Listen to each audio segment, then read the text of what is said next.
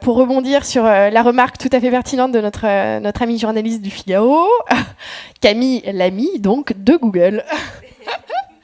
Voilà. Bonjour.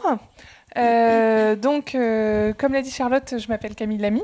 Je suis développeuse à Google et je travaille depuis 4 ans sur Chrome, donc le navigateur Internet de Google, qui est en fait en très très grande partie un projet open source. Donc je vais d'abord vous parler un peu de mon expérience, de comment est-ce qu'on travaille en tant que développeur sur un gros projet comme Chrome, pour ensuite rebondir un peu plus sur les opportunités qui se présentent donc, pour les développeurs dans l'open source. Donc, comme je disais, je travaille sur Chrome, qui est un grand projet open source. Donc en fait, pour expliquer, Chrome est basé sur ce qu'on appelle Chromium, donc qui est le navigateur complet open source. Donc vous trouvez tout le code en ligne et qui doit représenter, je sais pas, la très très grande majorité du code de Chrome se trouve dans Chromium. On rajoute juste ensuite quelques librairies pour lesquelles on n'a pas les droits à en diffuser en open source. C'est le cas notamment pour les codecs vidéo dont on n'a pas les licences open source. Et donc c'est pour ça que au final le code de Chrome est en petite partie closed source, donc sur ces librairies très spécifiques. Mais sinon, tout le reste, c'est complètement open source et ça fonctionne comme un projet open source classique. Donc, pour commencer, je vais vous donner quelques chiffres. Donc, on a 2 milliards d'utilisateurs, 1 milliard sur mobile et 1 milliard sur ordinateur portable ou de bureau. On a un peu plus de 800 contributeurs au code source. Donc la majorité sont dans Google, mais on a aussi des gens d'Opera, qui est un autre navigateur Internet, qui se base en fait sur une version plus restreinte du navigateur qu'on propose et qu'un certain nombre de gens ensuite développent leur propre navigateur au-dessus. Donc c'est le cas pour Opera, au moins sur mobile. Je suis pas tout à fait sûr sur desktop, mais voilà. Et pour Yandex, donc pour ceux qui ne connaissent pas, Yandex c'est le moteur de recherche russe. Donc il fournit aussi une version de carte pour la Russie et son propre navigateur qui est basé sur Chrome en fait. Et enfin des gens d'Intel et de Nvidia, donc qui vont travailler plus souvent sur des choses spécifiques, donc pour Nvidia reliées au graphisme et pour Intel éventuellement des optimisations plus bas niveau de performance. Donc, tous ces gens-là se trouvent dans beaucoup de pays différents. Donc là, j'ai mis au moins 15, ça c'est ceux que je connais, entre les bureaux de Google et des gens ailleurs. Donc par exemple, parmi les ingénieurs d'Opéra, comme c'est un projet nordique historiquement, on peut avoir des gens qui sont en Finlande ou en Suède. À Yandex, les gens vont être en Russie. Et puis on a aussi un étudiant brésilien qui contribue beaucoup au code source, donc sur son temps libre. Voilà, donc c'est ça. Donc, on développe... Donc tout ça fait quand même un rythme assez soutenu. On fait environ 7000 commits par mois, c'est-à-dire 7000 modifications du code source qui sont ajoutées donc au code par mois, sachant que le code en lui-même fait à peu près 15 millions de lignes. Ce qui fait beaucoup, en fait. Oui, si on essayait de l'imprimer, ça prendrait beaucoup de place. Bon, alors, je précise, là-dedans, il y a 20 à 30% qui sont des lignes de commentaires pour expliquer ce qu'on est censé faire et ce que ça fait, pour que quand vous arrivez sur quelque chose, vous dites pas « Oh mon Dieu, mais qu'est-ce que ça fait? Je ne comprends rien. » Enfin, bref.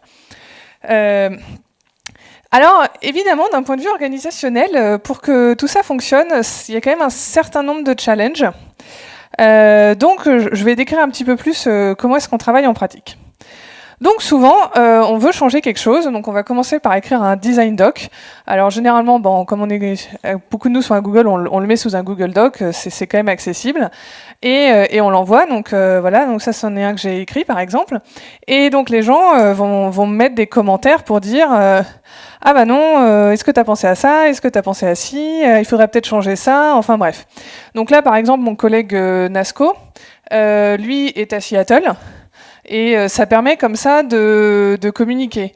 Oui, parce que quand on est sur un projet où des gens de Tokyo, de Boston et de Paris travaillent ensemble, on se rend vite compte que on ne peut pas tous se rencontrer en fait. C'est humainement pas possible. Il faudrait faire une vidéoconférence à 11 heures du soir ou 5 heures du matin à peu près pour que ça colle au niveau des time zones. Mais donc on est obligé d'adopter vraiment des moyens de communication plus distribués.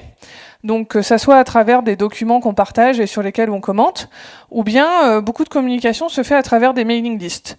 Donc les gens vont envoyer donc il y a une grosse mailing list qui s'appelle Chromium Dev où les gens envoient plein de choses. Donc ça peut être des gens qui utilisent notre code pour leur projet, qui vont demander spécifiquement je vois qu'il y a tel API qui se trouve là. Et comment est-ce que je peux l'utiliser ou bien on va nous dire est-ce que vous pourriez faire ça, ou enfin les gens vont discuter au fait on a fait tel changement, donc maintenant faites attention, si vous utilisez telle fonction il va se passer ceci ou cela, ou on a décidé d'utiliser tel idiome particulier dans le code, enfin bref, donc beaucoup de communication comme ça, pas face à face, parce que juste comme il y a beaucoup de contributeurs partout dans le monde qui appartiennent à différentes organisations, c'est à peu près le seul moyen pour pouvoir communiquer. Évidemment, tout se fait en anglais, parce que c'est la langue de travail. Alors, selon les gens qu'on a en face, la maîtrise de l'anglais étant plus ou moins approximative, des fois ça peut être un petit peu difficile de comprendre ce qu'on veut vous dire, parce que on est là, mais qu'est-ce qu'il me raconte, mais je ne comprends rien. Bon, alors on pose des questions, enfin bref. Donc, c'est pas le plus efficace, mais c'est à peu près la seule façon, je pense, qu'on a de travailler. Donc ensuite, quand on veut vraiment changer du code, donc on fait un patch, voilà, et on va demander une review par un autre collègue qui va regarder si ce qu'on fait est correct ou pas. Oui, alors en fait, le patch, c'est donc, voilà, à gauche, vous avez le code originel. Donc c'est du C++, si vous vous posez la question. Donc c'est le code originel. Et là, en fait, la personne m'envoie un patch où il ajoute des arguments à une fonction. Donc la fonction, c'est quelque chose à qui on dit s'il te plaît, update-moi cet objet pour un transfert d'une navigation. Et dans sa nouvelle version, elle va prendre 2 paramètres en plus parce qu'elle aura besoin de 2 informations en plus. C'est ce que ce truc est en train de faire, en fait. Oui, désolé, j'essaye d'expliquer ça du mieux que je peux, mais... donc voilà. Donc en fait, globalement, donc la façon dont... C'est comme ça que ça marche. Donc ça, c'est un patch. Globalement, c'est une modification qu'on va apporter au code source. Et avant de dire on va vraiment la faire, quelqu'un va passer pour regarder si effectivement on va vraiment la faire ou pas. Alors pourquoi ? Déjà parce qu'on maintient ce qu'on appelle un style guide, c'est-à-dire qu'on a vraiment un guide qui dit voilà ce qu'on a le droit d'écrire, comment est-ce qu'il doit être écrit, et même comment doit être indenté le code. Donc là, si vous regardez, tout a des beaux alignements, etc. C'est tout aligné impeccablement parce qu'on est obligé de le faire. Et que si vous ne le faites pas, quelqu'un va vous dire « Ah non, ça va pas, il faut le déplacer de 2 caractères vers la droite ou vers la gauche pour que tout soit bien aligné. » La raison étant que on essaye que le code puisse avoir l'air d'avoir été écrit par n'importe qui et respecte les mêmes conventions partout, ce qui fait que quand vous avez beaucoup de code à lire, ce qui est le cas vu la taille du code source, vous n'ayez pas à vous dire « Ah, mais pourquoi est-ce que les choses ont ces noms-là » ou « Pourquoi est-ce qu'ils sont mal indentés » etc. Non, c'est toujours pareil et ça vous permet d'aller directement à l'information que vous cherchez, à savoir qu'est-ce qu'il faut fournir comme information à cette fonction pour l'utiliser, plutôt que d'avoir à perdre beaucoup de temps sur ce genre de choses. Donc ça, c'est un point. L'autre point, ensuite, c'est que comment dire ? Il y a des gens qui sont experts dans certaines parties du code, et donc on va leur donner le nom de ce qu'on appelle owner. On va dire ils sont responsables de cette partie, et il faut l'autorisation de ces gens-là pour pouvoir modifier les fichiers qui sont de leur responsabilité. Donc là, par exemple, moi je suis responsable donc, de toute une partie du code source, et c'est pour ça que la personne là m'envoie son patch pour me dire est-ce que je peux faire, qu'est-ce que tu en penses, est-ce que je peux faire ça, etc. Donc là je lui dis qu'à mon avis c'est pas le bon endroit pour le faire, et je suggère. Donc ensuite on va faire un échange, il va modifier son patch, il va en faire différentes versions, jusqu'à ce qu'à la fin tout le monde soit content, et dans ce cas-là on lui dit bon ok c'est bon. et on peut essayer d'appliquer la modification au code. Je dis bien essayer, parce que, en fait, encore faut-il que ça marche bien. Oui, donc, quelque chose comme Chromium, ça tourne en fait sous beaucoup de plateformes différentes. Donc on a plusieurs sortes de Windows, en version 32 ou 64 bits, on a du Mac, Linux, donc Chrome OS, Android, une version iOS aussi. Et il peut arriver que des choses qui aient l'air très très bien sur la majorité des plateformes, en fait, aient un souci sous Android où il y a quelque chose de spécifique qui fait que ça ne marche pas. Donc en fait, on fait tourner des bots qui passent des tests en permanence pour vérifier que tout marche bien, et dès que ça ne marche pas, eh ben, on ferme, on n'autorise plus les gens à modifier le code le temps qu'on ait trouvé pourquoi est-ce que ça ne marche pas, qu'on fasse un revert, c'est-à-dire qu'on enlève la modification qui a été apportée et qu'on reparte comme ça. Ce qui arrive tous les jours, hein, au cas où vous vous posiez la question. Voilà. Donc là, si c'est vert, c'est que ça marche, et si c'est rouge, c'est que ça ne marche pas. Je pense que c'est un outil qu'on a développé nous-mêmes. En fait, on a une équipe complète qui fait aussi toute l'infrastructure pour nous. Donc, beaucoup de choses. On a notre propre système de build, par exemple. Et alors, le système de build, globalement, donc la façon dont ça marche. Globalement, quand vous écrivez du code, vous écrivez ce que je vous ai montré dans la slide précédente, c'est-à-dire un truc qui est lisible par les humains. Mais ce n'est pas lisible par un ordinateur. Donc, il faut le convertir dans du code-code, c'est-à-dire des 0 et des 1, quoi, globalement, qui vont vraiment être lus par l'ordinateur. Alors, le système de build, globalement, c'est ce qui va dire « j'ai besoin de ce fichier, j'ai besoin de ce fichier, j'ai besoin de ce fichier, j'ai besoin de ce fichier, j'ai besoin de ce fichier », et je vais faire ce qu'on appelle les compiler, c'est-à-dire les transformer en trucs de 0 et 1. Alors, on peut appliquer ce qu'on appelle des options à la compilation, du genre optimiser pour la performance, ou bien dire qu'on veut optimiser la taille de l'objet à la fin. Ce que nous, on fait, par exemple, parce que c'est vraiment énorme, en fait, comme chose à compiler. À la fin, on termine avec un exécutable qui fait 120 mégas de code, ce qui est juste énorme. Si vous essayez sur votre ordinateur, ça prendra 3 heures à peu près, et littéralement 3 heures. Nous, on est obligé d'avoir vraiment des machines avec beaucoup de performance juste pour s'en tirer sur la compilation, qu'on fait aussi de manière distribuée, pour que ça aille plus vite, parce que sinon, ça prendrait trop de temps. Donc voilà, c'est le genre de... C'était pour expliquer très brièvement comment on fonctionne sur Chrome. Oui ?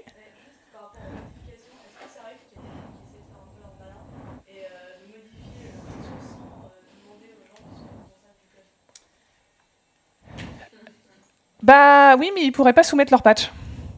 Globalement, en fait, pour le soumettre, il faut l'uploader sur Internet, dans le truc de review. Et si la personne qui est responsable n'a pas explicitement marqué LGTM, ce qui veut dire « looks good to me », en français, ça m'a l'air bon, et ben quand il va essayer de le soumettre, on va lui dire « Ah ben non, tu n'as pas de LGTM d'une personne qui possède ce code, donc ça ne va pas. Non, je ne veux pas de ton patch. » Oui, non, sinon ça serait problématique. Donc non. Donc, alors je suis pas spécialiste du développement sur les autres projets, mais il me semble que c'est assez similaire, par exemple, sous Linux, avec le système de mailing list, de review, etc. Donc voilà. Alors, donc maintenant, je vais parler un peu plus de pourquoi contribuer à un projet open source. Alors, je vais dire tout de suite, moi, je suis rentrée comme ça sur Chrome. Quand j'ai été embauchée à Google, on m'a proposé Chrome. Je me suis dit, ah oui, ça a l'air cool. Et c'est comme ça que j'ai découvert le monde de l'open source. C'était pas une vocation première de ma vie, je le dis tout de suite. Mais c'est quand même quelque chose que je conseillerais parce qu'il y a beaucoup d'opportunités, même s'il y a quelques difficultés. Donc dans cette partie-là, je précise, je m'adresse vraiment aux gens qui veulent être développeurs parce que moi, c'est ce que je connais. Surtout ce qui est entrepreneuriat ou utilisation de l'open source pour des projets, c'est pas du tout ce sur quoi je travaille. Donc c'est pas mon point de vue. Donc, comme je disais, si vous êtes développeur, c'est quand même, il y a beaucoup d'opportunités dans l'open source, en particulier si vous n'êtes pas encore en poste et que vous êtes en école. Parce que, comme on l'a fait remarquer précédemment, finalement, en école, vous avez une vision assez limitée de ce que c'est que l'informatique, en particulier dans le domaine de l'industrie informatique. Donc moi, je vois bien sur mon parcours, j'ai fait une école d'ingénieur en France, puis un master aux États-Unis. Et même aux États-Unis, où on fait quand même plus de pratiques et où on fait plus de projets, ça reste très très très loin de ce que j'ai fait ensuite en poste en entreprise. Si vous voulez travailler donc sur un projet de grande envergure, qui est vraiment le genre de choses que vous allez faire ensuite, c'est juste une super opportunité parce que vous pouvez juste arriver en disant j'ai envie de contribuer et voilà, vous vous confrontez aux réalités et aux contraintes de ce que c'est. Enfin, si vous voulez aussi travailler dans un contexte international, puisque la plupart sont quand même des projets internationaux, donc avec une communication en anglais, des gens de cultures différentes qui ne travaillent pas aux mêmes heures que vous et qui ont des façons de communiquer différentes, c'est aussi une opportunité. Enfin, ça reste dans tous les cas vraiment une bonne référence sur le CV, du point de vue, si vous voulez devenir développeur ensuite. Je sais que donc, la façon dont nous on fonctionne à Google, c'est qu'au niveau des entretiens, pour tous les postes techniques, en fait, il y a 5 entretiens techniques à passer qui sont réalisés par des ingénieurs. Bon, moi, j'en fais passer, par exemple. Et certains de mes collègues me disaient que c'est vrai que quand ils voient arriver un CV où il y a marqué une expérience dans l'open source, des contributions, je sais pas moi, au kernel Linux ou quelque chose comme ça, pour eux, c'est un plus par rapport aux simples étudiants qu'on a habituellement.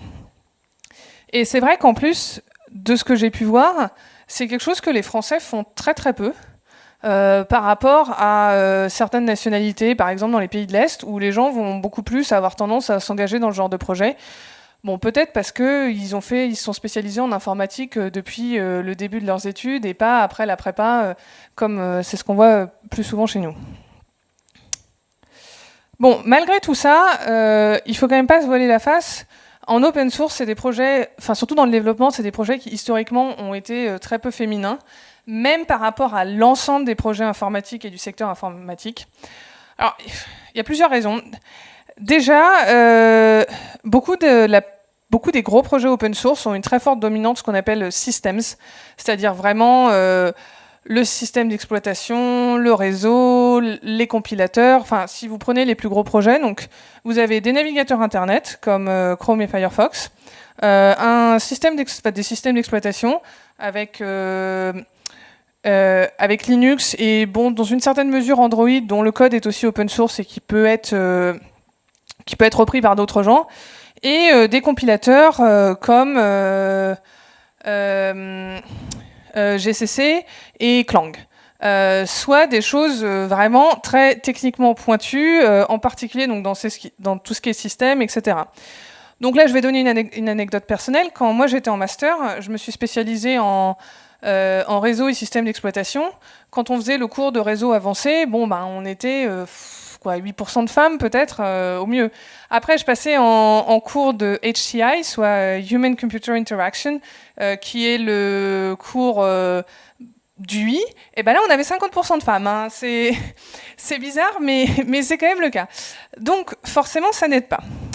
Deuxièmement, historiquement, dans beaucoup de projets, donc il y a quand même eu une espèce de culture de hackers, ce qu'on peut appeler, qui n'était pas très ouverte, je pense, aux femmes en général.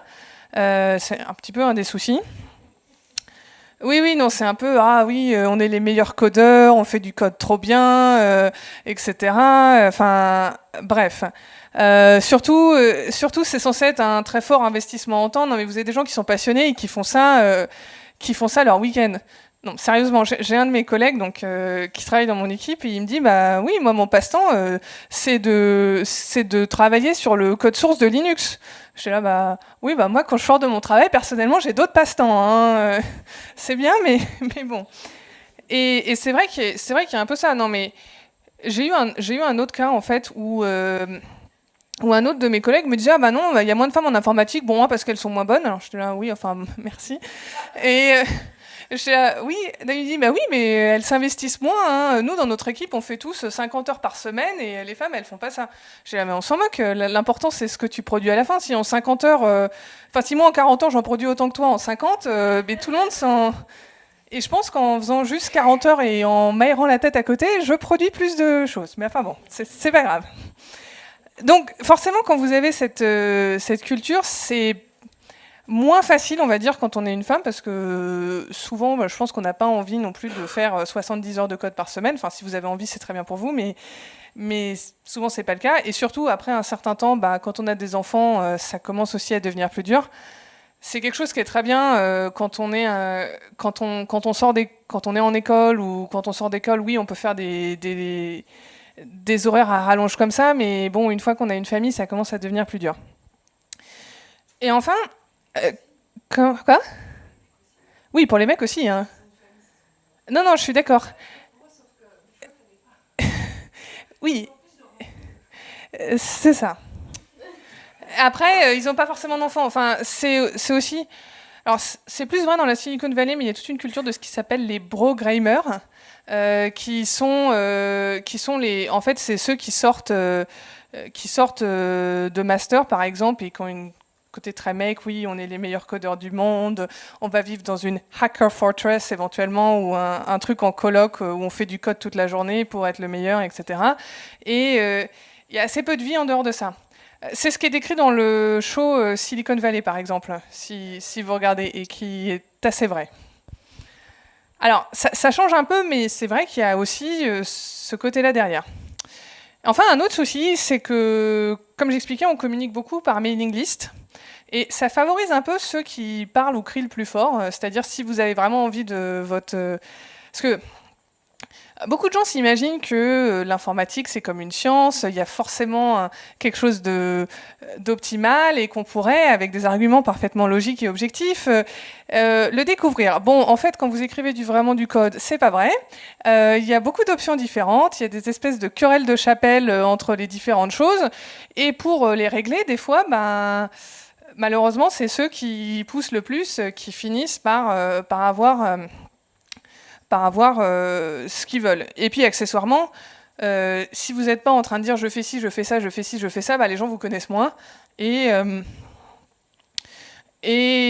donc, vous êtes moins reconnus, finalement.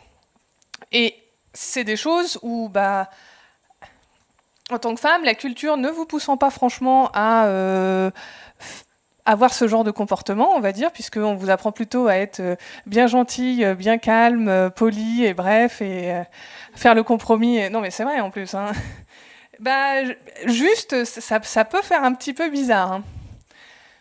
Oui, non, nous, on a des trainings chez Google pour vous expliquer les mots à ne pas mettre dans un email pour pas vous minimiser, et bref, pour que ce que vous dites ait suffisamment d'impact. Pour ne pas juste avoir une question, ou juste avoir une idée, ou juste ceci. Enfin, voilà. Malgré tout, ça s'améliore.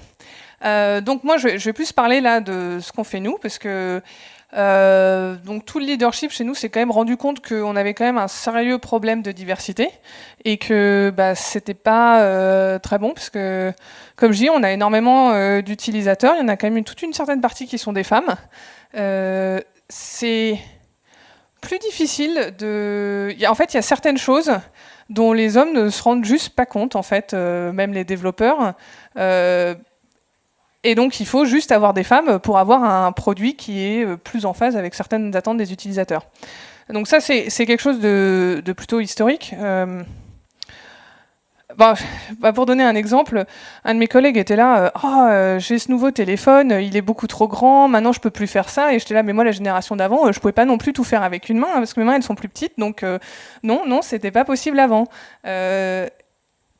Des fois, ça peut être plus grave, comme par exemple les problèmes qu'ont eu les ceintures de sécurité au départ, où comme elles avaient été designées entièrement par des hommes, elles étaient faites et testées pour les hommes, elles étaient faites pour une taille d'homme, et elles pouvaient faire, je crois, assez mal sur des femmes de taille moyenne. Ouais.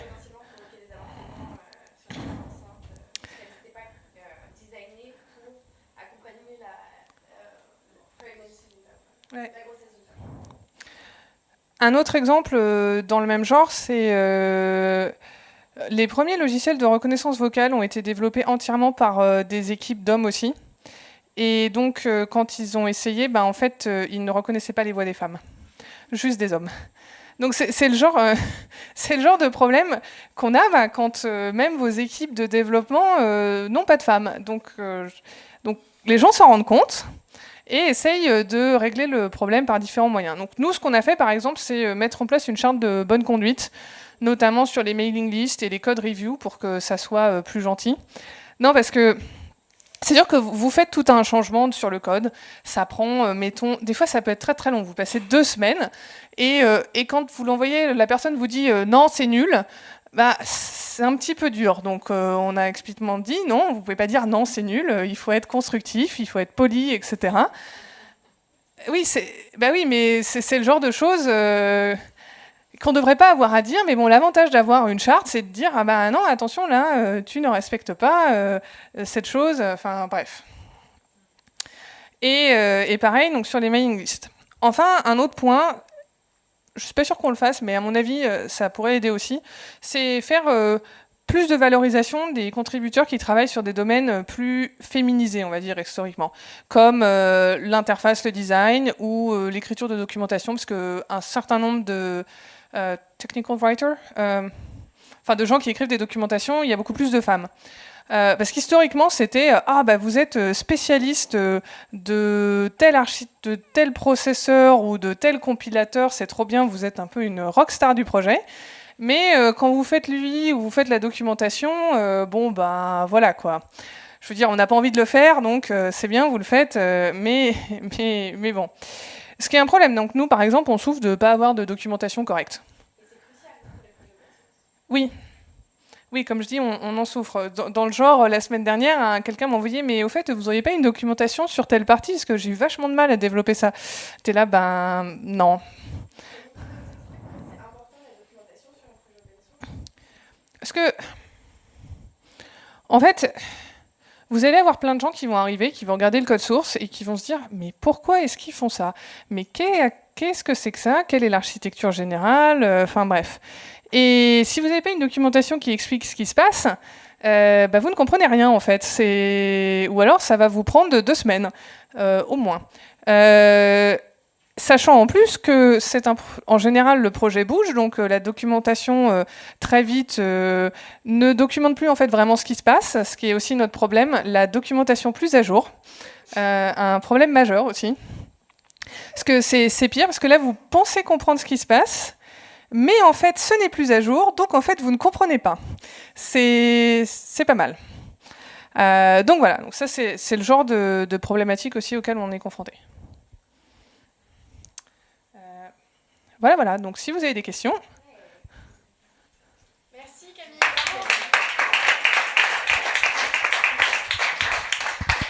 Ouais, ça marche. Alors, est-ce qu'on a des questions, des remarques, des suggestions? Quelqu'un veut dire quelque chose? Oui. Alors, juste une remarque, merci beaucoup pour votre sincérité. Le zéro langue de bois, vous nous faites passer dans les coulisses de votre boîte comme jamais j'ai entendu. Donc vraiment merci. Parce que la façon, notamment la façon dont vous appréhendez la confrontation avec le monde masculin, qui est quand même le vôtre, et je vous trouve hyper patiente. Voilà, les gens qui vous disent non mais c'est nul, enfin c'est même pas une question de sexe, c'est une question de politesse en fait.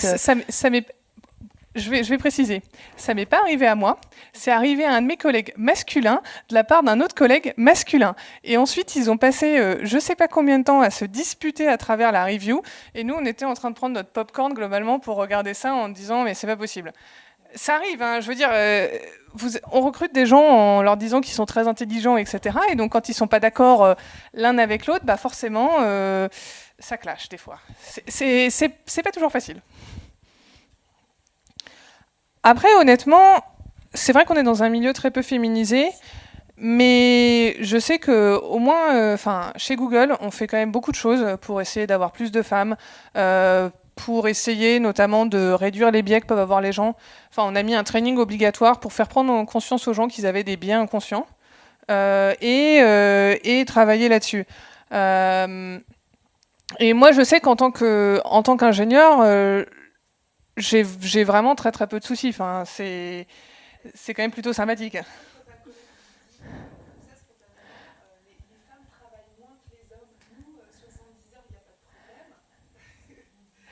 Oui.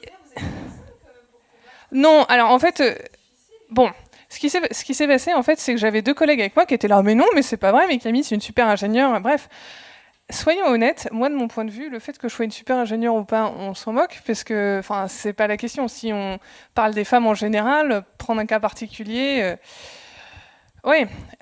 Le truc, c'est qu'en fait, c'est juste que je pense que d'un point de vue sociétal, c'est un discours qui est plus acceptable à tenir, de dire les femmes travaillent moins que les hommes, les femmes sont moins bonnes en informatique, les femmes sont moins bonnes en sciences, etc. C'est quand même des choses qu'on entend pas mal.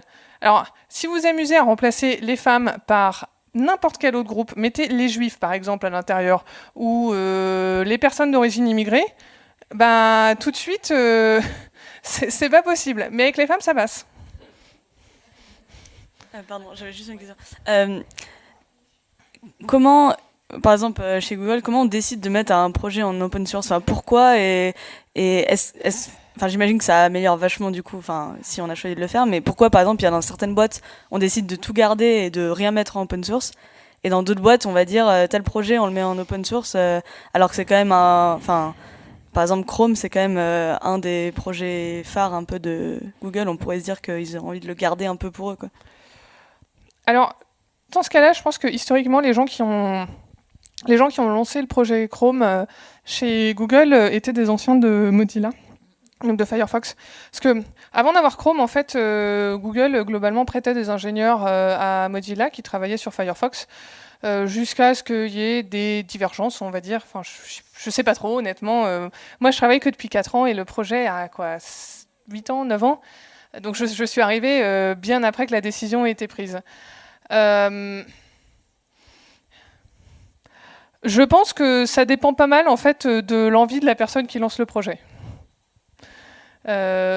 Et souvent en fait, quand on a une volonté de dire on veut améliorer l'écosystème en général, ce qui était vraiment le cas sur le navigateur, parce que on voulait que les navigateurs internet tous deviennent meilleurs.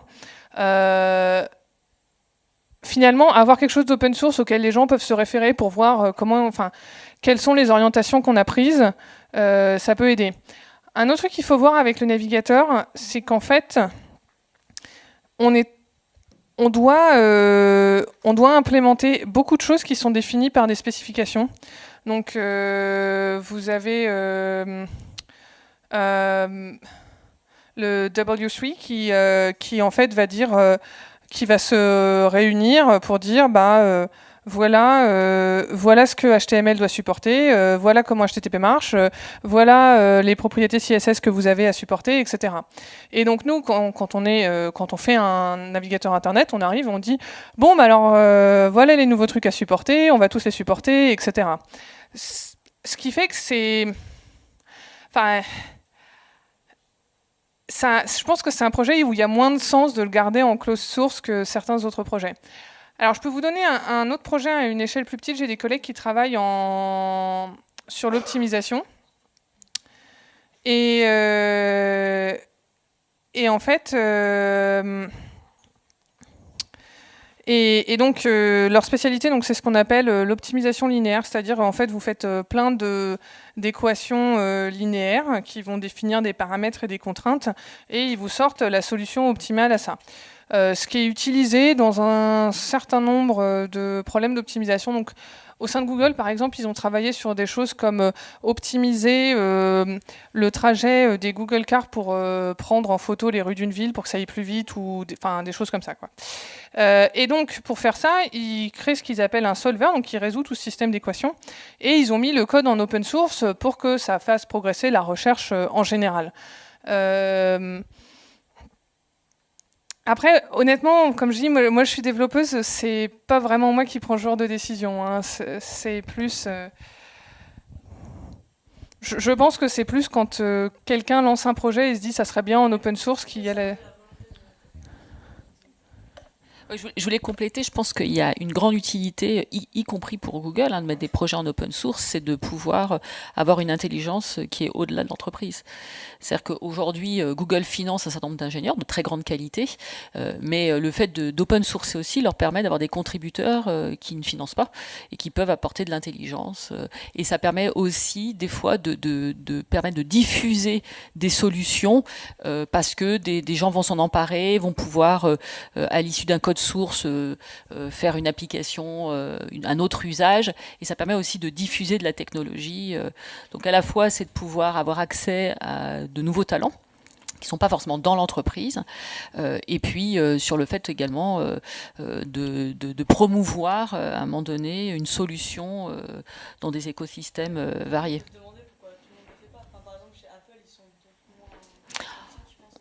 Ça c'est clair, mais de plus en plus, puisqu'on le voit que tout à l'heure dans la revue de presse, je montrais que Microsoft fait de plus en plus d'open source. Oui, aujourd'hui, les très grands éditeurs du marché font de plus en plus d'open source. Exactement. Apple aujourd'hui est dans une autre sphère, un autre écosystème. Ils sont vraiment, je dirais, dans une culture vraiment très fermée. Mais la plupart des grands éditeurs, historiquement, qui étaient fermés, comme Microsoft aujourd'hui, viennent à l'open source. Je vais juste reparler d'un point qui était sur la culture masculine versus féminine et des horaires de travail, etc. C'est vrai que je pense que pour une partie et notamment chez les grands éditeurs, c'est vrai qu'il y a une culture du code, il y a un certain nombre de personnes qui passent leur vie à coder, ils passent leur week-end. Néanmoins, quand même, pour une grande majorité d'entreprises, c'est pas le cas. La plupart des gens, et chez moi, j'embauche des gens qui sont entre 20 et 30 ans, donc beaucoup de garçons, parce que j'ai pas beaucoup de candidates féminines. Bon, ils veulent rentrer tôt aussi chez eux. Il y en a qui sont papas. On sait que la jeune génération est très investie dans la vie familiale.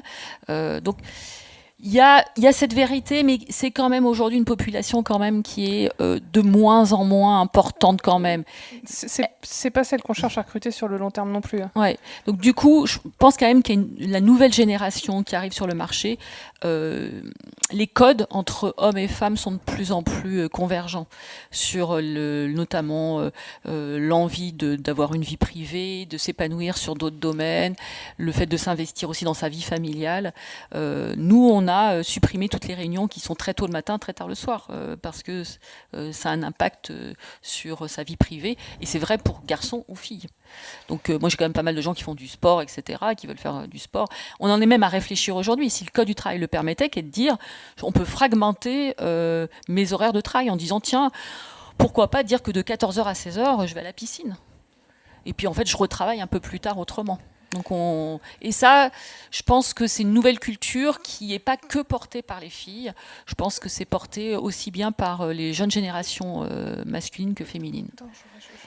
Oui, non, effectivement. Mais c'est vrai que nous aussi. La personne dont je parlais travaillait aux États-Unis, dans la Silicon Valley. Au bureau de Paris, c'est pas les mêmes horaires. Non, est-ce que bon, faut aussi avouer qu'en plein milieu de la Silicon Valley, on s'ennuie et il n'y a pas grand-chose à faire. Donc, travailler des heures, ça passe bien. À Paris, vous avez le cinéma, le théâtre, l'opéra, je ne sais quoi. Tout de suite, ça vous pousse plus à sortir de votre travail. C'est vrai qu'on cherche aussi... En tout cas, chez Google, on parle aussi beaucoup donc, de l'équilibre travail-vie privée. Ne serait-ce que parce que sur le long terme, si les salariés travaillent trop, au bout d'un moment, vous avez du burn-out et donc personne n'est gagnant. Et c'est des questions sur lesquelles on travaille pas mal. Et pour le sport, on a une salle de gym au bureau, donc c'est pratique.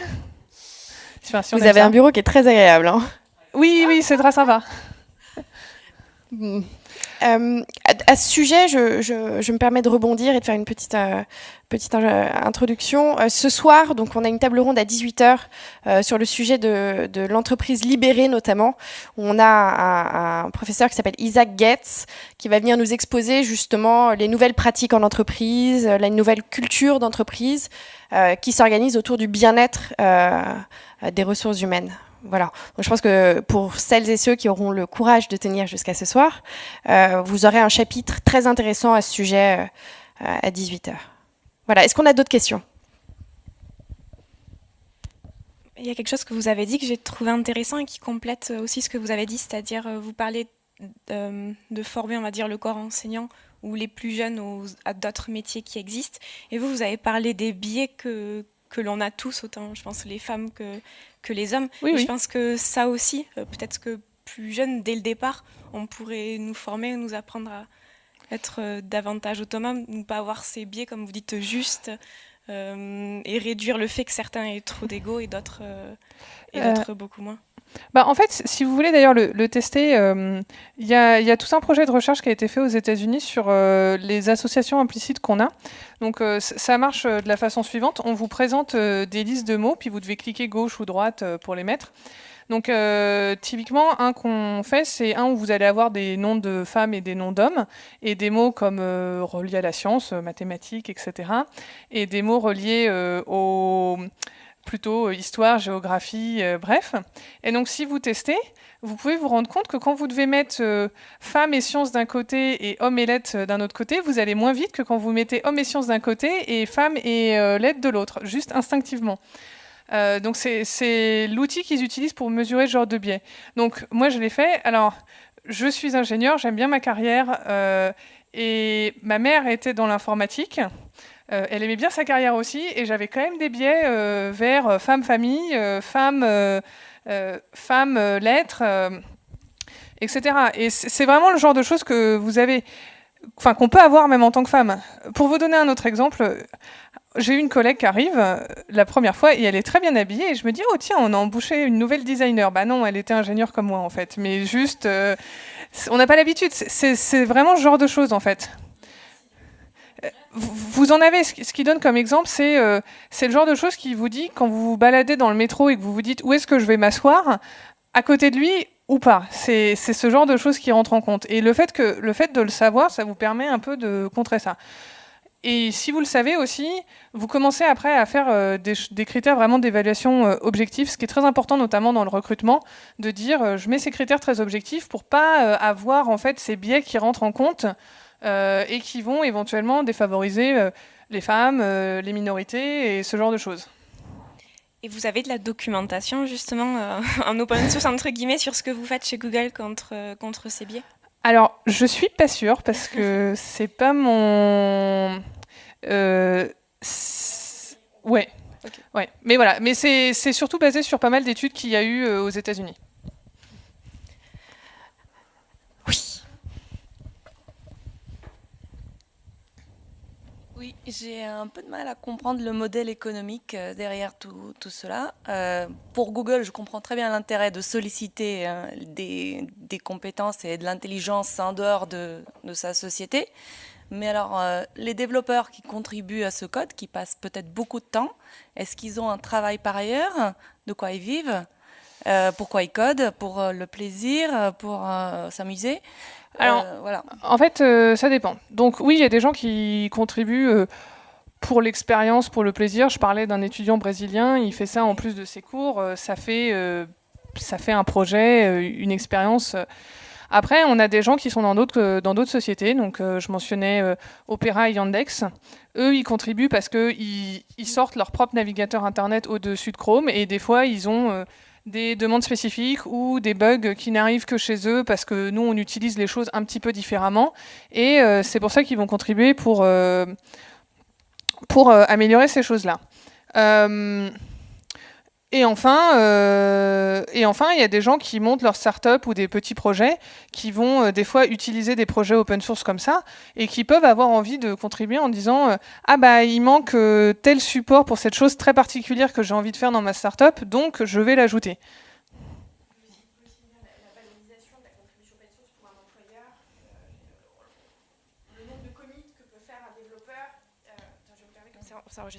Alors moi je suis pas développeuse, mais j'évolue dans le même domaine. Le nombre, ce dont Camille a parlé tout à l'heure, qui s'appelle des commits, qui s'appelle des suggestions de modifications au code source, le nombre de commits que fait un développeur et qui sont acceptés et validés participe de sa valeur sur le marché du travail. Et ça, c'est important. Donc je pense que cet étudiant brésilien, qui manifestement est suffisamment actif pour qu'on le mentionne ici aujourd'hui à Paris dans une conférence au sujet de la place des femmes dans les sciences et les technologies, cet étudiant précisément apporte énormément de valeur et aura peut-être par la suite une offre d'emploi avec un salaire qui correspondra à la valeur qu'il a apportée au projet. Donc c'est valorisable par ailleurs. Mis à part les programmeuses et programmeurs qui sont embauchés par les entreprises pour développer les logiciels open source, ceux qui contribuent de façon bénévole, y voient, je pense aussi, la réalisation d'un projet sociétal et par ailleurs la réalisation, pourquoi pas, peut-être d'un projet personnel et ou professionnel. Bon. Merci.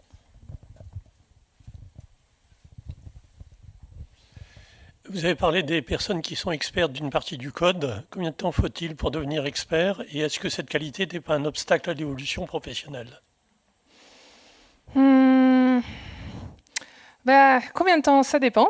Si vous êtes en train de développer une nouvelle fonctionnalité, vous êtes expert immédiatement puisque c'est vous qui l'avez écrite.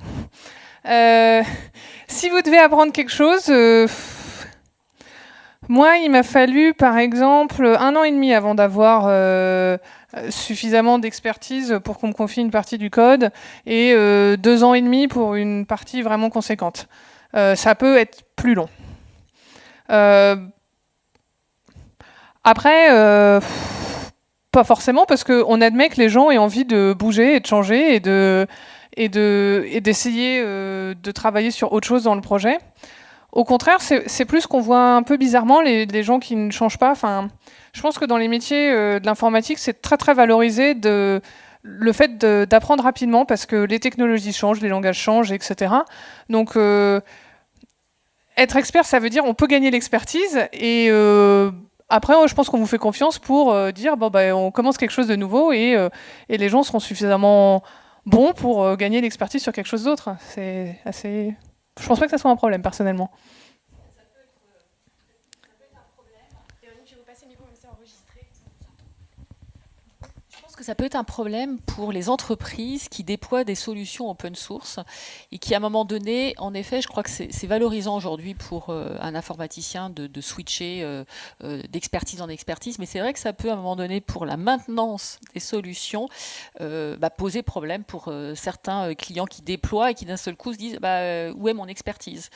Et comme les technologies évoluent très vite et que les geeks, ils aiment bien se mettre sur les nouvelles technos et apprendre de nouvelles choses, il peut y avoir à un moment donné, se dire tiens, j'ai déployé une solution, ma solution elle a déjà 2-3 ans d'âge, puis mais les experts ils sont passés à autre chose et j'ai plus beaucoup de compétences pour maintenir mon existant. Ça c'est une problématique pour les entreprises. Ouais. Mais ça l'est moins, je pense, pour Google. Google, finalement, fait de l'open source, mais derrière, l'usage qu'on a de Google, c'est Google qu'on a sur la maintenance. Enfin, alors, du coup, je ne sais pas comment vous organisez-vous la maintenance de vos vieilles solutions. Oui, je sais pas. Enfin, sur Chrome, au bout d'un moment, on annonce qu'on arrêtera de supporter des choses et on fait comme ça. Par exemple, en ce moment, on veut arrêter de supporter les plugins Flash parce que c'est horrible, ça marche pas sur mobile et c'est un nid à problème de sécurité. Mais ensuite, comme on est censé supporter tout le web, c'est aussi un gros travail de communication et d'éducation des développeurs web. Et j'avais juste une question sur ces propos aussi. Autour aussi de toute la problématique autour de la documentation. Je pense que les experts ils changent rapidement de spécialité et comment ce transfert de connaissances, d'informations peut se faire. Et je ne sais pas, justement, Google, qu'est-ce que vous mettez en place pour faciliter ce transfert de connaissances, que je pense c'est une problématique aussi aujourd'hui. Alors, on plaisante souvent que chez nous, les choses sont soit pas encore prêtes, soit deprecated, donc plus utilisables. C'est pas totalement faux. Ça dépend en fait. Ça dépend la façon dont se fait le changement d'expert. Si vous avez quelqu'un qui dit j'ai envie de travailler plus là-dessus, on va souvent essayer de faire un transfert. Les gens disent je sais pas, il y a tel bug, il y a ça. L'ancienne personne va intervenir en fait sur les reviews durant un certain temps pour former la nouvelle et ça va se dérouler comme ça. Quand c'est quelqu'un qui a décidé qu'en fait il voulait changer de société, C'est plus compliqué. Oui, parce que on a beaucoup donc d'ingénieurs dans la Silicon Valley, qui est un milieu où les ingénieurs changent beaucoup de sociétés, parce qu'il y a beaucoup d'offres très attractives ailleurs, ce qui fait qu'il y a un certain turnover. Et bon, et là, on peut pas faire grand-chose, quoi. Je veux dire, c'est pour ça qu'on essaye d'avoir pas juste un seul expert. Alors, les gens appellent ça le bus factor, qui est combien de gens doivent se faire renverser par un bus avant que plus personne ne comprenne cette partie du code. Et on essaye que ça soit pas un. Mais des fois, c'est dur. C'est pour ça aussi que dans la culture du code, on parle beaucoup de la programmation de passation. Il y a beaucoup de passations qui sont faites entre les développeurs et de montée en compétences aussi sur le code. Donc voilà, ça fait partie de la culture et on s'organise aussi comme ça.